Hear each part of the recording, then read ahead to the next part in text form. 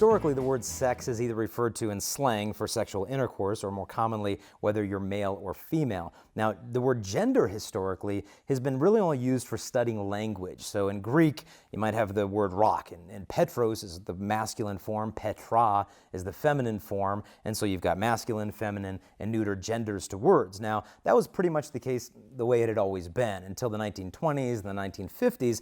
There's a guy by the name of Dr. John Money with Hopkins University, and he kind of proposed this idea that gender is more really how male or female you feel. It's kind of a subjective experience, and the birth, the gender that you're assigned at birth, or the sex you're given at birth, really has no bearing in reality upon the identity of whether male or female you might want to choose. And now what's happened in more modern times, you get on Facebook and you want to pick, a profile and get all set up, you have to pick your gender. It used to be 52, now it's 58 genders you can pick from. I can be cisgender, I can be cis male, I can be pangender, I can be transsexual male, trans man, I can be pangender, non-conforming gender, gender neutral, I can be two-spirit, and the list is endless. And, Beats by Dre, when they made their music app, realized this is going to get pretty complicated. There's no end. So when you apply for an app, you can either identify as male, female, or other, and you just click that button.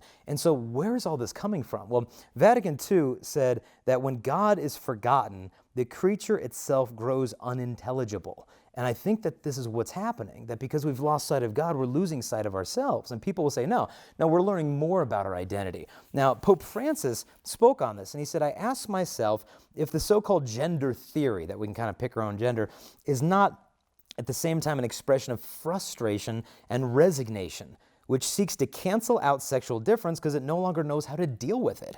Yes, we're taking a step backwards. The removal of the difference, in fact, creates a problem, not a solution. And instead of just coming down and condemning the whole thing, I think it's important we affirm the truth in what's going on here, that there are unfair gender stereotypes that have been imposed upon people, making them feel less masculine, less feminine, because, we've all been subject to this. If you're a man, then you like NASCAR, and you like to go hunt a 10-point buck, and, you like to drink beer.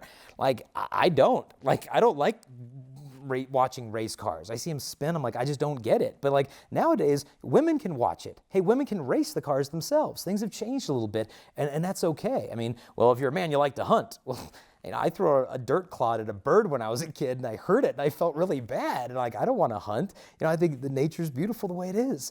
And, beer, I don't really like beer. I like wine. And so if I were to fall prey to this mentality that if I'm not into fixing cars and shooting deer and drinking beer, I'm less of a man, I might begin to question, well, maybe I am. Maybe I'm not fully masculine.